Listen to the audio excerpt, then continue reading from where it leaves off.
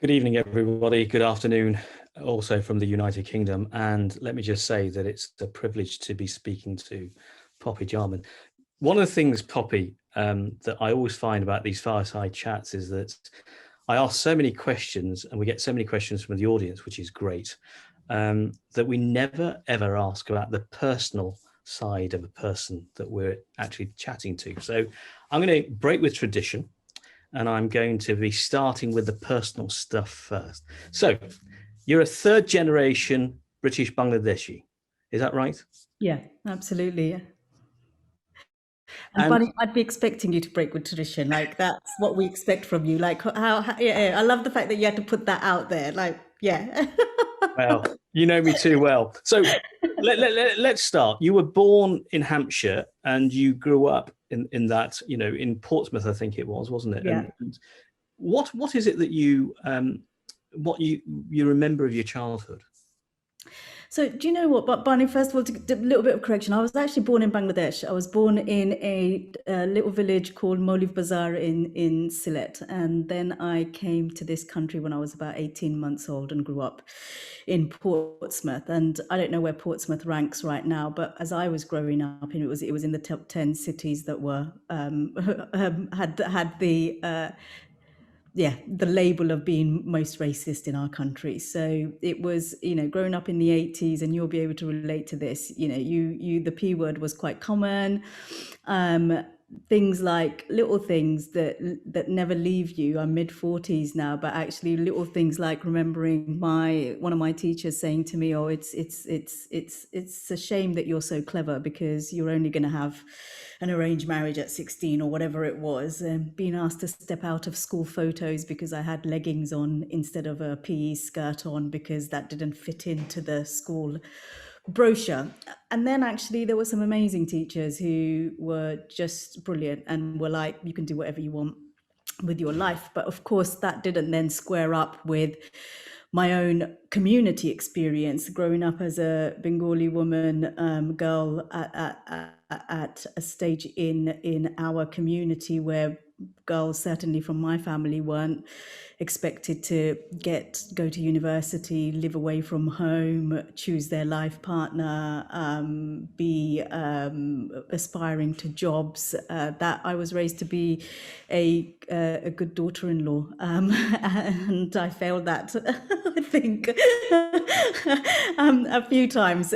So I think I talk about the fact that I've been divorced twice, and that comes with its own stigma. So yeah, I guess my life experiences very much will resonate with many Asian women still, which is my sense of belonging wasn't nurtured in my home country, my British country, my community around me, and it certainly wasn't nurtured at home. I feel that gender discrimination played a strong part in my drive from my community as well as externally, and then racism played a strong part in my drive in the wider society. So I'm a product of my experiences, and I quite like who I am, but it's not been without its adversities, and that resulted in mental health struggles which surfaced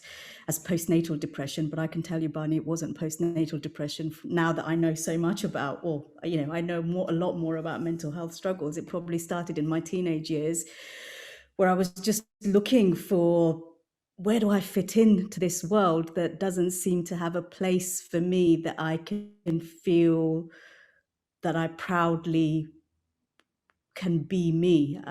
So yeah. Can I come on to that? Look, I'm a Bangladeshi man. I was born in Sylhet like you, and then went over to India. So I'm a British Indian, but born in Bangladesh. And I know, having witnessed it in the communities that I lived, how women are subjugated, especially in the 70s and 80s, and even today to a certain extent. I cannot imagine what it must have been like for you, because as a boy, I was cherished and I was given all the opportunities. Explain to people who don't quite understand what it is to be expected to conform to somebody who is never going to go into further education or higher education, but is expected to become a good daughter-in-law? Yeah, so I sort of say I was raised to be to be not heard and not seen.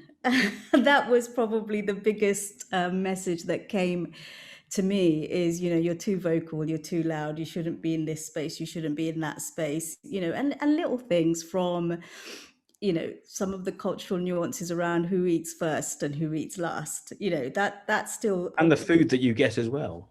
yeah, absolutely. And I am incredibly loved by my family, and I'm incredibly cherished by my family. So it's not about love, and it's probably more about respect, and it's probably more about equity. So, and it's also the role that we're supposed to create and provide. So being a homemaker and being a great daughter-in-law is such a honorable place to be. But should that come at the expense of our education? Should that come at the expense of our economic freedom? I don't think so. And I think that's what keeps men and women in very different places in our little things like, well, actually my brother shouldn't do the housework, I should do the housework.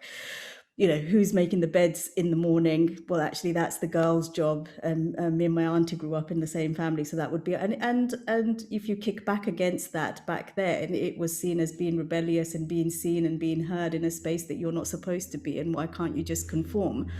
And I think all of those things then build up, I guess, what I would call them and describe them as microaggressions. So we talk about microaggressions being experienced out in society, and I can give you 3 or 4 examples I won't do all of them, but like in the last 3 years, when I was going to conferences as keynote speakers, and in the cloakroom, I've had people hand me a white man hand me his coat because he thought I was staff, which again, my family are in hospitality. I've got complete respect for that space. So it's not about the role, it's the fact that he didn't register that I could be keynote. So microaggression, but actually microaggressions for women like me started in our families when we were told, well, you're not going to be in the first sitting of dinner, you've got to be doing the dishes afterwards. And actually that's the role that you need to play. And again, I haven't got an issue with doing the dishes and making the beds. It's when who else isn't doing it. So that's the equity piece, that's the equality piece. And in terms of growing up and in terms of what your family did, you say hospitality. Are you saying that your parents owned a restaurant? Oh, not just one, many. So dad was, and mum didn't work in those restaurants. So, I was the first to drive in my family as a girl. I was the first to own my car, which my auntie had bought me, actually, 150 quid's worth of car, an old banger, which I love dearly. Was it an extended family in which you lived? Yeah, there was at one point, there was 13 people in a 3-bedroom house. Oh, So wow. yeah. So we had, yeah, exactly. And that's so what's the cons of that? The fact that actually, my granddad, my auntie, my 2 brothers, and I all had the master bedroom in bunk beds. So that was, and then, but what's the pros of that? Actually, people say to me, oh, you're really good with in meetings or making people feel at ease. I was also raised to respect my elders, be a peer to be a listener and a friend to my peers, and be kind and compassionate to my youngers. So growing up in a big family like that, you develop communication skills that I, have played a significant part in my leadership journey, in my career journey. So all of it everything has 2 sides to it, doesn't it? And I guess that's what I try and put out there is my experience of being a Bangladeshi and Asian woman means that I'm actually a fairly good leader, and I can communicate and I can listen with compassion because I've had to develop those skills at 12 and 13, not at a business school at 34 and 50. Do you know what I mean? It's just, it's a life skill. But still the white bloke gives you the coat in the plate, which Yeah. is just quite incredible, really. It's happened to me as well. And, we laugh it off, but we know how much it irritates, and we have to. I guess I don't know about you, but we have to handle it with some diplomacy, tact, and humour. Well, I, that's about the emotional labor, isn't it, Barney? Because I imagine that people from Black and Brown communities every day have to ask ourselves, did we have that experience because of the color of my skin? And that's a question when you're living with that on a day-to-day basis, whether it's at the supermarket and somebody doesn't put the change back in your hand, or whether it's in on the street and somebody looks you up and down and doesn't smile back because you've said good morning, or whether it's healthcare, accessing healthcare, and somebody's just looked at you and gone, well, you're from a Black community and you probably eat too much sugar, and actually that's just a given that this is what your life is going to be like. Do you know what I mean? Like every single place we have to check in and go, is this just a normal reaction I'm having, or is my gut play on override today because I've got accumulative multiple stresses going on, and actually I'm struggling to see the world in a different way to my lived experience? so at 16, you leave school. What happens next? Well, unfortunately, the teacher that said that you're just going to get married anyway. I mean, I was a head girl at school, and I was a Head massive, girl. yeah, I was head girl at school. It's quite cool given the Cool, right? generation that I was from. And yeah, and again, that was my science teacher egging me on, like, you need to put yourself forward to be head girl. And I was a bit like, oh, I don't know whether I can handle the responsibility. And she I remember she saying to me, you need to do this because you're a strong voice for the students. I mean, we were probably just advocating for toilet rolls and toilets. Do you know what I mean? It wasn't exactly a life-changing campaigning going on. But the other teacher that had said, well, what's the point? Because you're just going to get married anyway. And that's exactly what happened. I had a forced marriage at the age of 17. Um, and Forced, not arranged. no, and for years, Barney, I described it as arranged because I was trying really hard. You said that diplomacy word, that I was trying really hard to be diplomatic and make sure that I didn't bring reputational harm or hurt my parents. But some years into describing it as an arranged marriage, I changed my mind and I decided actually it wasn't arranged because I didn't consent to the marriage. I was forced to agree to get married, and that's what I did. But actually, that decision then led to significant mental health struggles. And I felt like if I didn't actually call it out for what it was, then I wasn't creating psychological safety in my community for other men and women to also call out their experiences and validate it. And I had a responsibility to do that. So yes, it was forced because I hadn't consented to it. And I'll give a bit of backstory to it. I was an incredibly rebellious teenager. And one of the things that my family decided was actually to try and contain me and help me see what is the right way of being, was to take me to Bangladesh and get me married. So that's what happened. And you wouldn't have met your groom. You would have been just expected to turn up.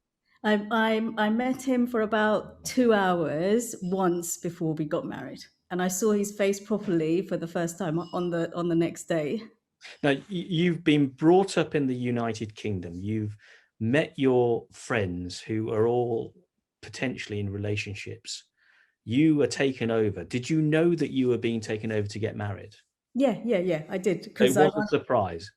it wasn't a surprise. And what had happened was I got past my GCSEs, 8 A's, or either 8 GCSEs. I think it was 5 A stars, or really good results. I can't remember, but and I really wanted to go to university, and I knew that that wasn't going to happen. And actually, there was already murmurs of being married off, and the reaction that I had to that was that I wanted to be like the other girls. I wanted to have a boyfriend and I wanted to choose my life. And so I ran away from home, which isn't a great thing to do when you're like. How old would you have been? I was 16 at the time. I think I'd just turned 16 or maybe 17. Okay, can I just ask, when did the rumours that you were going to get married start? Oh God, the goodness, those conversations started at 12, 13. Like as soon as you hit puberty, um, that's what was happening. There was conversations within the family around, well, when are we going to get Poppy arranged to get married? Who's going to be a good suitor? What does that look like? And there's a lot of thought that goes into that, like, which family do you want to connect with? Is he the right person? All of that is really well thought out. And again, I don't think it's bad intentions. I think our families have got traditions and cultures that align with cultural norms that for some work, but for many, particularly those of us that are migrant kids, they don't work because we've been raised in a completely different culture. So yeah. And in terms of that, so you're in Bangladesh, could you feel your mental health being harmed at that point, or did it start earlier? I think it probably started earlier. So I remember at school asking, this would have been 13, 14, raising the issue with one of my teachers and saying that actually, I'm really struggling with, I don't know how the conversation went, but I knew that I was really upset. And she had found me an older Bengali girl, actually, Roshanara, who I'm still friends with all these years later, to, I guess, peer support me. So I would have lunchtime sessions with Roshanara where we'd just talk about our life experiences. And they were a real, I mean, goodness, they were just so helpful to know that I wasn't alone in that. But those weren't systems that were set up properly. They were like very exclusive interventions by a teacher who had insight into what I was going on, didn't know how to support me. So found someone that I could share my experiences with. Now we know that peer support is one of the number one protective factors for mental health struggles. And we see it within workplaces. There are Black networks set up, there are inclusion networks set up, spirituality networks set up. Those things aren't just tokenism, they're really important for creating a sense of belonging and getting people to share their stories so that we can learn from each other. And in terms of that, you then got married, and I'm fast forwarding the story a little bit, so forgive me. What happened in terms of your mental health? Yeah. So while I was, so when I mean, I'll go back a little bit. So school recognized that there was some issues, and they tried their best, but it wasn't great. I wasn't referred to any mental health services or anything like that because I don't think there was those kind of services back then. Everything sat in the mental illness. So you had to reach a crisis point and then you got some kind of support. Children and young people services certainly weren't that that progressive, and we see that in India, we see that in Bangladesh. There's no psychiatric nurses, for example, in Bangladesh, in India, and it's I mean, one. there's one word for it, which is boggle. Yeah, it's just one word for it, which is pagal. And the systems aren't there to support people. And I do think it's really important that we in our positions do work in our respective home countries to try and progress some of that. But coming back to me, I mean, then I found myself in Bangladesh, and actually one of my coping mechanisms was self-harming. And I don't want to go into the detail of that because it could be triggering for quite a lot of people. But self-harming is a mechanism, a tool, if you want to call it that, that people use to cope. Actually, I felt quite numb, and if I was then self-harming, cutting, then I was able to feel something, and that was what I was doing to support myself. I was doing quite a lot of reading, and I was doing quite a lot of cleaning, and I remember those three things, and routine and structure in my day while I was in Bangladesh became very crucial. I also became very much into my faith. So, I became a practicing Muslim during that period. So praying 5 times a day. And I think if I think about it now, I'm not a practicing Muslim now, but actually, if I think about it there for my 17-year-old self, what I was doing is finding ways to meditate, to connect with spirituality, to give me a sense of grounding. So those were the things that I did some of them not healthy, self-harming, some of them probably very healthy, reading and practicing faith. They gave me, they were my well-being toolkit, which has progressed significantly, and I imagine lots of people will be able to relate to that. Look, I'm not a psychiatrist. I'm not, I'm just a layperson. But it seems to me that you were crying for help, and there wasn't anybody there in Bangladesh to help you do that.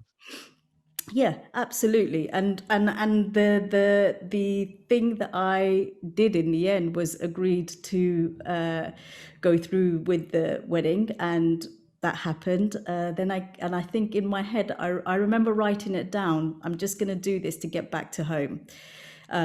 So I agreed, came back home, but of course I'm human, and actually he wasn't a bad person. His family weren't bad people.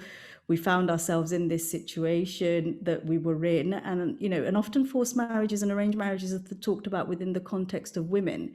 Men are the other side of that, and we need to make sure that we look at it from all different angles. So we both found ourselves in this relationship that we didn't necessarily want ourselves in, but here we were, and things were all right for a bit because I guess I had decided that loyalty is a big part of my personality, and so I decided that I was going to, and not failing, so succeeding. So I decided that I wasn't going to fail at this. So I did the relationship for about 7 years. I came back home, got a job, did all the things that you need to do to progress life. But actually, when he then arrived here, that became really difficult because one of the points that was a real moment that was really turning point in my life was my daughter was a few months old, and I remember conversations within the extended family about who might be a suitor in the family for her when she's older, and do we need to nurture some of those relationships with those families. And this is really common, Barney, like people start thinking about family allegiances and family connections, and and it's not a serious conversation at that stage, but it was a conversation, and I was really triggered by that. And I remember thinking, if I don't change and if I don't create a different version of my world, then I'm going to be playing a part in the systems that perpetuate discrimination, and actually the victim of that is going to be my daughter. So what am I going to do about it?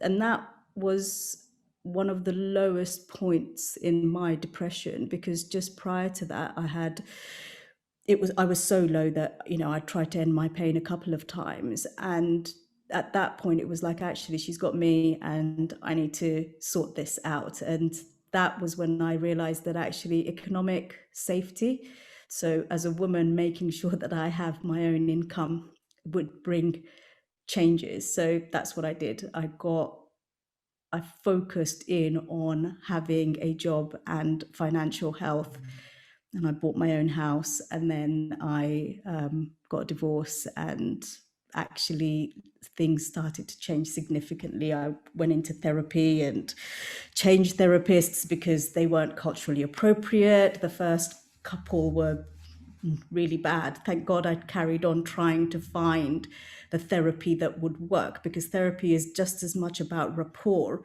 as it is about the skills of the therapist. So that was probably the beginnings of the recovery journey. And Barney, I'll just say one more thing on that.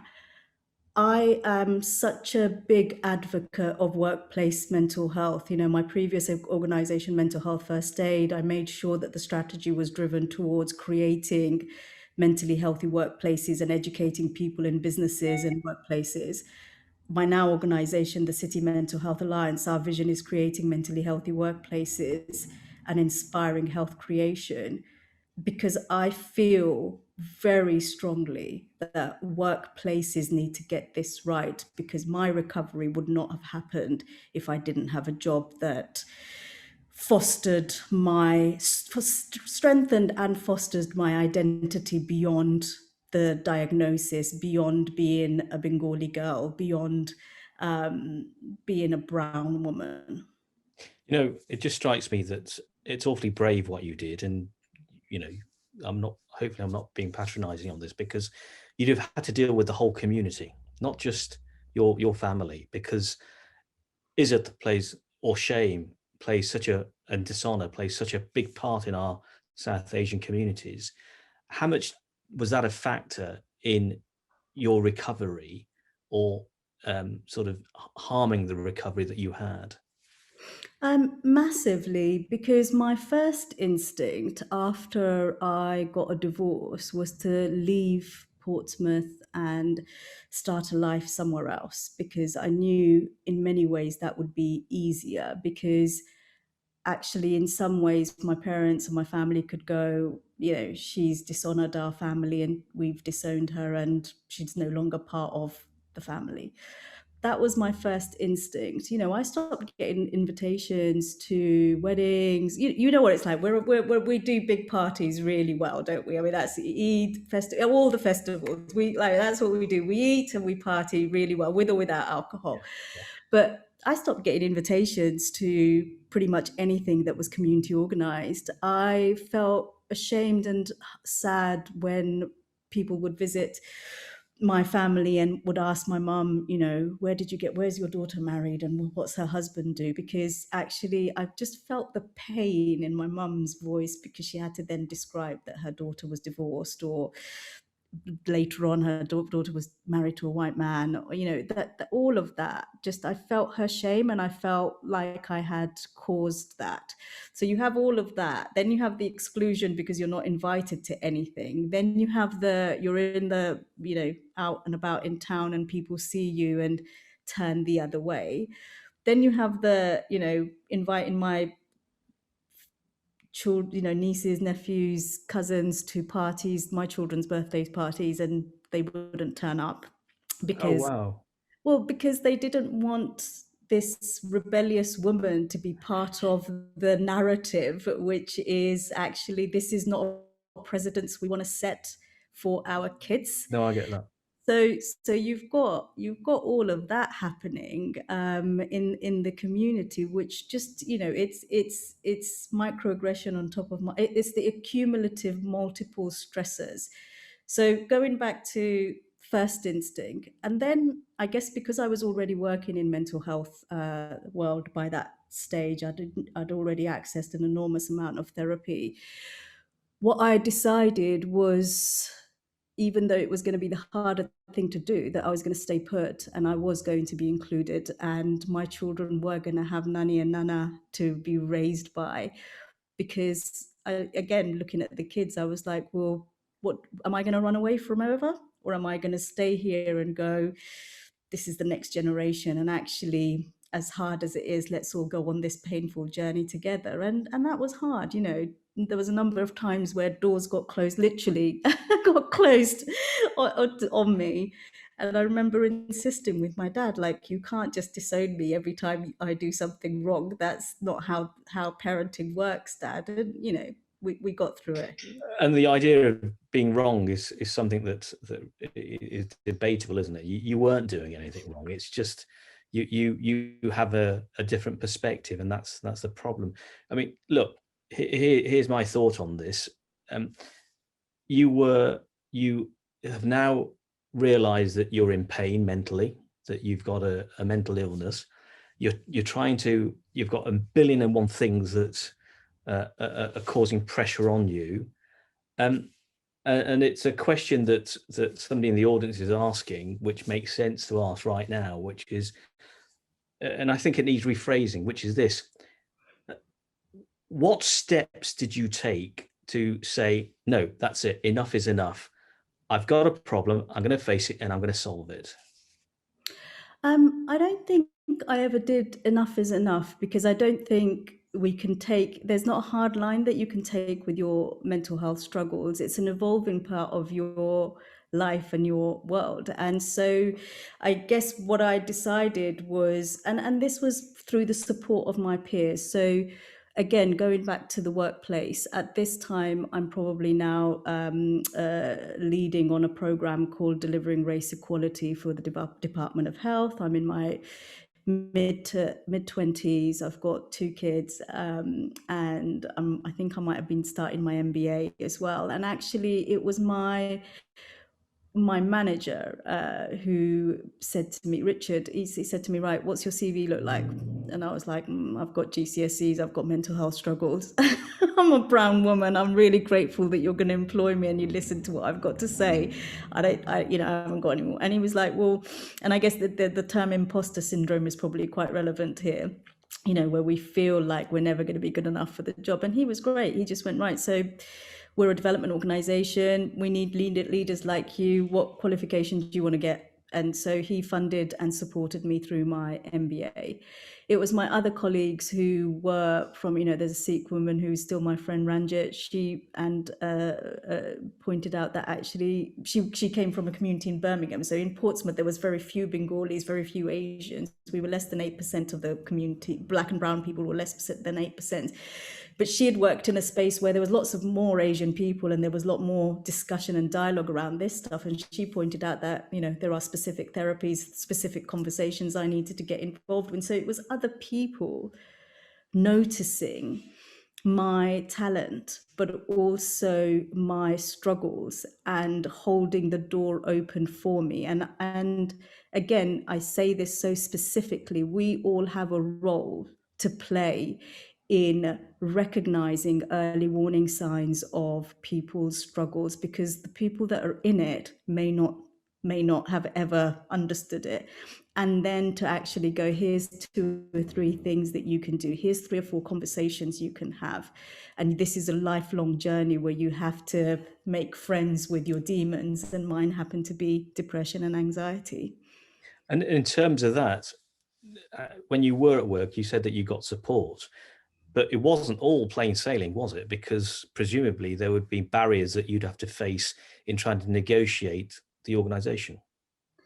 Yeah, absolutely. And I suppose and that, again, Barney, I probably was too young and naive to realize, to be able to articulate it now. Hindsight's a really great thing. But I remember getting to a point within the Delivering Race Equality program where, this was sort of 4 years on into the job, met my objectives in the southeast, and I was thinking, well, what next? So I'd go to my boss and go like, I'm on this, what next? So he'd give me another program. Mental health first aid was one of them, and which I'm really grateful for, because that then became a good 10 years of my career. But I was keeping adding more, because a good job is one that provides a balance between challenge and support. And when we've got that sweet spot, whatever it is for us, where we're being challenged and we're learning and we're growing, but actually you've got the right support to nurture that, that's a really good job. And in the current climate, business leaders are thinking about, what does a good job look like? What does the workplace environment look like? And I really think we need to think about job redesign. Long working hours culture is an issue. Anyway, I digress. But coming back to that sweet spot, I think the fact that I looked at, the work that I was doing and thinking, well, I'm never going to make a director in the NHS or in local authority, because I haven't got the experiences or the qualifications. I'd go to meetings and people would ask whether I was a clinician, because I wasn't. I was a community development worker, and I love that title. It's the best job in the world. I will always be a community development worker. So actually, my niggles were, oh, I'm never going to be anything. I'm never going to make CEO. That's not going to ever happen in this sector, because it's a massive sector. And if you look at systems that perpetuate discrimination, people that look like me seldom get to the top, seldom sit on boards. So when the opportunity came to lead mental health first aid and actually take it out of the statutory sector and set it up as a social enterprise, I jumped at that. I was like, yeah, this is my opportunity to build something. And I don't think I would have ever made CEO, and this makes me sad to say it, if I'd stayed in big organizations, because I just wouldn't have made it. There's too much competition and not enough equity. Not only that, how do we make mental health in the workplace and a sense of belonging and well-being? How do we persuade organizations to do that? Yeah. So, I mean, I love that question, and I could talk about it for about 5 hours. I'm not gonna, so I promise you, you can interrupt me whenever you want. But, City Mental Health Alliance, I've already said what our vision is. It's to create mentally healthy workplaces. It's a decade or old. It's another social enterprise. So I left Mental Health First Aid in 2018, continued to develop City Mental Health Alliance. We're in the financial services sector in London, in Hong Kong, Australia, Singapore. We're developing chapters in the US, India, Portugal, and New Zealand. So, and these are all massive financial institute. HSBC is a member. Goldman Sachs is a member. Lloyd's Banking Group is a member. And their CEO, Legal & General, their CEOs and their leaders and their boards have made mental health a priority, and they are baking in the well-being of their people into their business strategy. So they've moved it from being a HR thing to actually, if we want to create prosperous businesses that are forward thinking, that are attracting the right talent, that are building businesses that are responsible citizens within the ecosystem they sit in, we have to demonstrate and be able to hold ourselves to account on when it comes to the mental health of our people. And what does that look like? And I'll just sort of say three pillars really. One of them is socialize the agenda.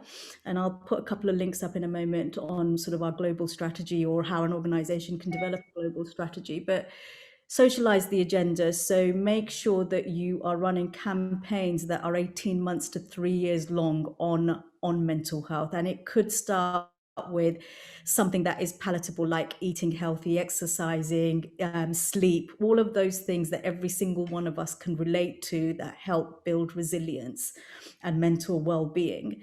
So campaigning and normalizing the conversation. Number 2 is skilling up your business and your people. So line managers, 70% of them think that the mental health and well-being of their teams is their responsibility. 30% have only ever had any training in some of the data that you can see in the UK. So let's skill up managers to do their jobs really well, but not just managers. Your chief executive, your board need to be able to go, this is why we're doing this. And then the third one is sustainability. So how do you make sure that mental health and well-being is a boardroom agenda? And what I can tell you is that many of our businesses that we're working with have put it on their risk register. They've come up with mitigating actions, and then they have resourced it. If you don't do those three things, whatever your system is at board level, to be accountable, measuring it, and then looking at the journey ahead with the right resources, how is anything going to change? So I just say to businesses and organizations, lead with business acumen. You're all masters or experts. It's probably a more gender neutral way of saying that. Experts in your fields. Just apply your business acumen to solving this problem, and you will notice a benefit in everything that your Here's the business. thing. Yeah. Here's the thing, Poppy. You did something extraordinary. You took FTSE 100, 200 companies, these big beasts in the city, and these senior leaders, and you got them to speak openly about their own mental health and the impact that pressure was happening. How did you do that?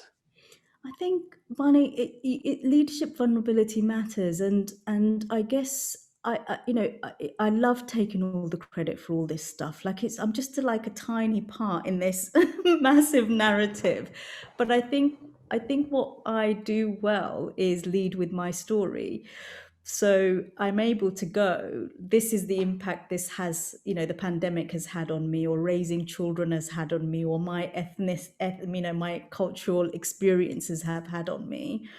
This is what I have done, and this is how we can lead with this. And I think when you share that level of personal vulnerability in closed settings with people of similar ages, we've got more in common than we've got differences, and I always trust that people start to open up. And actually then I go on to say to leaders, look, I'm expected to talk about this.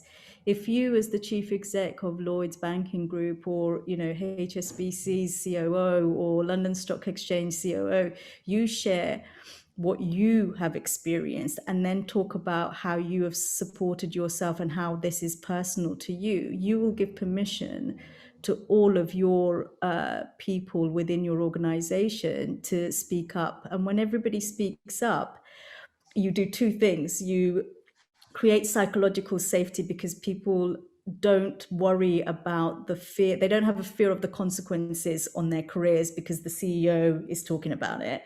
And they don't have a fear of futility, that if I say something, nothing's going to happen anyway. So what's the point? And so creating psychological safety means that people call out bad behavior, but actually it's about innovation. So people then bring great ideas on solving this together. So and when you speak like that, people are like, oh, of course that makes sense. And actually, if I give this much, it's going to have that much difference. So I'll have a go and I'll take a risk. And in the early days of City Mental Health Alliance, 10 years ago, it was very much in closed rooms. So, it would be like 30 or 40 people. It would be closed environment. It would be private, all of that, because people worried about the career implications. Now you can Google "This Is Me" or the Green Ribbon campaign. So many people have talked about it. And I do take credit that the City Mental Health Alliance played a strong role in storytelling and getting senior people to talk about it. And I think when they saw the difference it was having, it's become normalized and continuing to do so. I'm going to be told off if I don't ask some questions from the audience, but and this is going to be the last one from me. In terms of normalizing mental health, mental illness, we touched on this. Just very briefly, tell me, how do we normalize mental illness and mental health in the South Asian communities? By talking and telling our stories. It's that simple to me. It's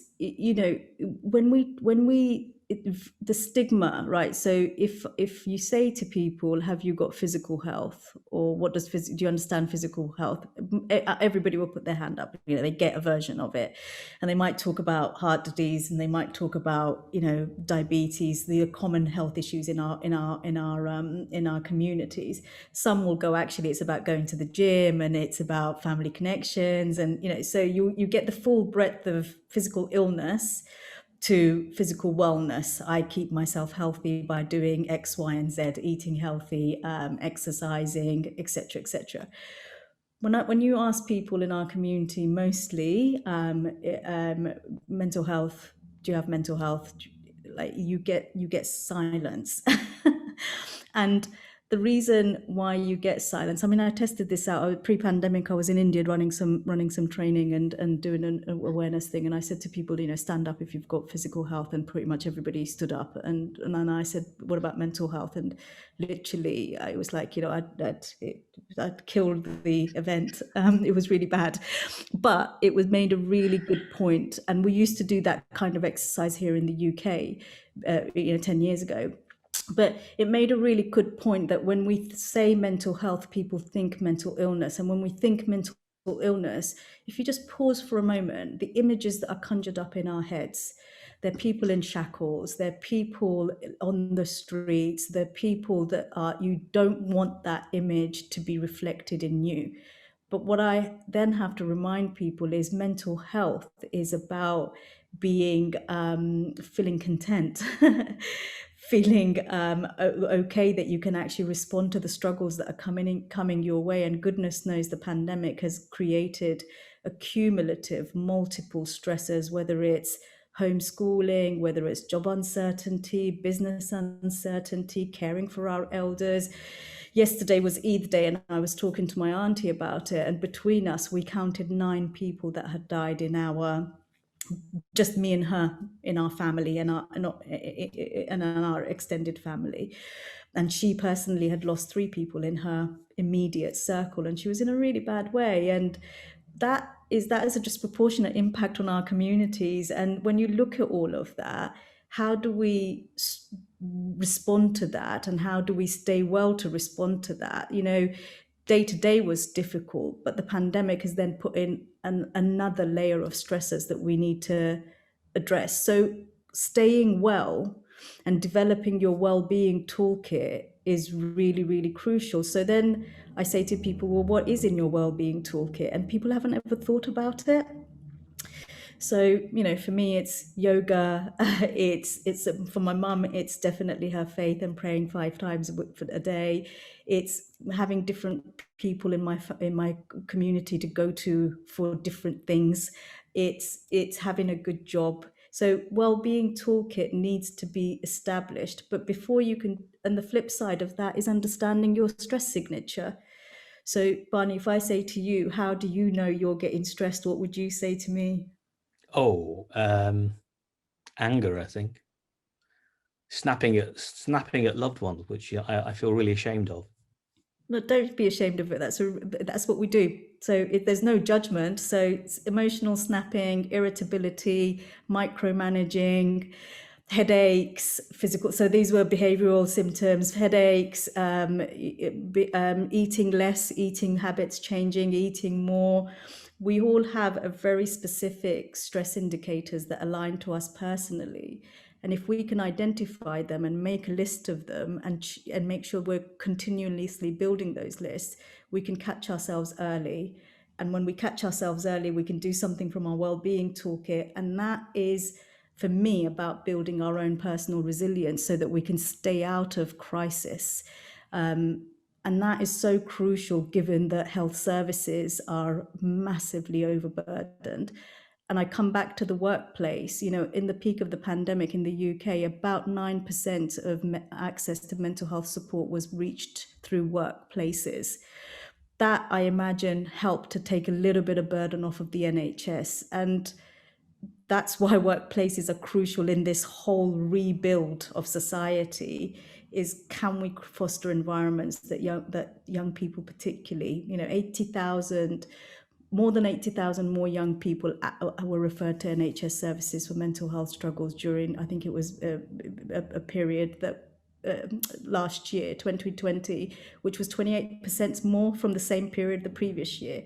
That's our kids, that's our grandkids, that's our cousins, we need to get this in our homes, and we need to talk about it. And Asian communities have to step in and talk about this and normalize it, because it is normal. Okay, so we're going to be running out of time, so I've got to ask some questions that others are asking me. Mike Wald asks, can mental health be addressed separately without addressing completely the intersectionality involved in equity, diversity, inclusion, race, gender, disability, etc.? Absolutely not. You can't, those are, everything that Mike has said are things that I would say that would be causing some of our mental health struggles. And the intersectionality of understanding for ourselves where our struggles come from is got to be part of the solutions. But for businesses, governments, organizations, we have to start stepping back into not just dealing with the symptoms, because we can't, the NHS isn't coping, dealing with the causation. So, Mike, intersectionality is crucial. Kellen Lee asks, I'm interested to know what you think about imposter syndrome within the workplace, which you touched on actually, and how we can support people to overcome the mental health struggles that accompany this. Yeah, there's a really great podcast that Sharon Thorne, the global chair of Deloitte, and I did called the Green Room podcast. I think it's episode 5 on the imposter syndrome. It's about 50 minutes. It's quite good fun. I have a listen to that, because Sharon is brilliant at responding to some of the organizational things that they've done. But we talk about coaching, we talk about peer mentoring, we talk about sponsoring people's careers, not just mentoring them. So like I said about Richard, he sponsored my career. He didn't just mentor me. So those are some of the things that we can put in place to help people recognize their imposter, name it, dignify it, and then put it over there so that we can lead with who we are. Do you know what? After 40 years in the business, I still feel somebody's going to find me out and know that, mate, you're just a working class kid from Coventry. I still genuinely feel that. The final question for today, from Annabelle Smoker. Did you feel able to ask your GP for help about your anxiety and depression? And the reason why she's asking that question is because some of her students from Asian communities are very frightened of their parents and the community's response if they tell them that they're mentally unwell. Yeah, no, I didn't. So for me, it wasn't a block. I didn't know that I was going through that. So it was my health visitor that actually spoke to my GP, and then that came, and then I got some of the support that I needed. I think this goes back to the stigma of mental health struggles, and we don't speak out and ask for help because of that. But actually, online, I mean, there's so much information online now. Young Minds, Shout, there's the, Student Mind. So I would say to people, if they're struggling to go to their GP, point them towards resources that are really, really good online. Every Mind Matters is a brilliant website, and nudge and support people to get the support, get what they need, in small steps. And this is my final question to you, which is this. You're eloquent. You're absolutely amazing.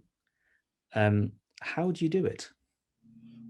I think I want to be like saris and red lipstick.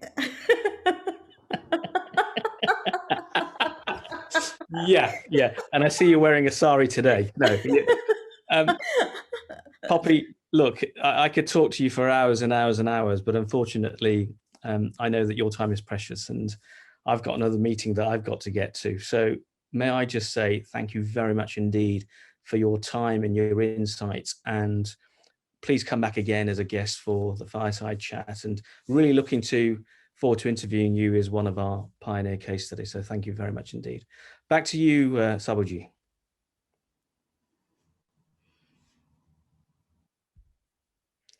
Has he gone? Oh.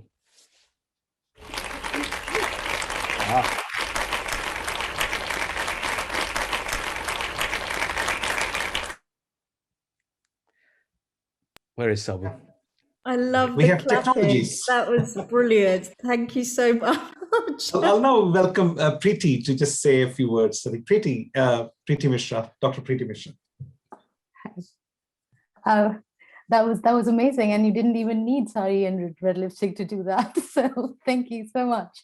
On behalf of all of us involved with the Rabnik Ral Solanki Pioneer Project, I would like to thank Poppy Jaman for generously sharing her extraordinary insight and reflection on in this wonderful conversation. We really appreciate your bold and frank responses, and it has been revealing and inspirational in equal measure. So thank you so much for sharing your time with us.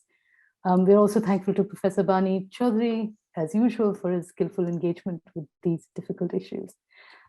Before kind of ending this, I want to make sure I mention those without whom the event would not have been possible. So without the support from the Asian Media Group and the illustrious Solanki brothers, Shailesh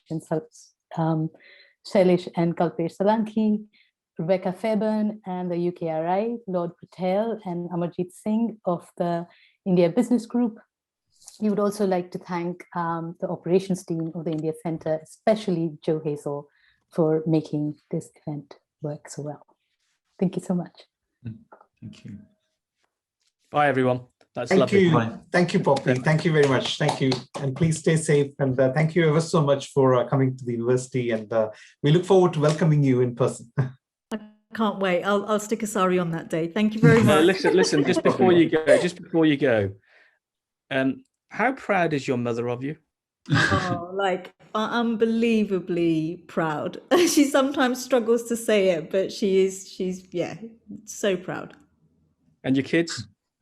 Yeah, extremely. Although they think that I've probably set the bar too high. They're a bit like, can you just stop overperforming now? Because we just want to live a normal life. And you've got to promise me no forced marriage. They can decide who they want to fall in love with. They can marry whomever. I promise. That's great.